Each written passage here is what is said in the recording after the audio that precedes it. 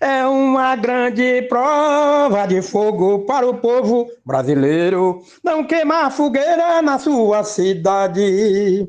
É preciso ter identidade com educação ambiental para não queimar fogueira no mês de junho.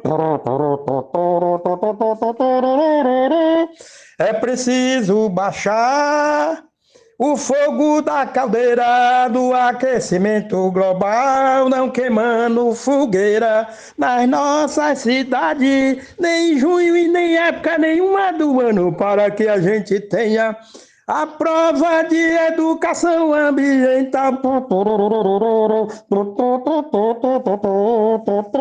Pode ter COP 30, 40 mil, que nada vai adiantar. O povo brasileiro continua queimando fogueira, gerando gás de efeito estufa nas nossas cidades no mês de junho.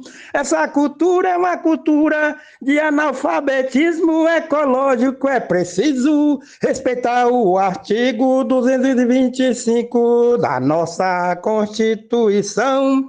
E assim nós vamos dar exemplo que a nossa nação tem educação ambiental.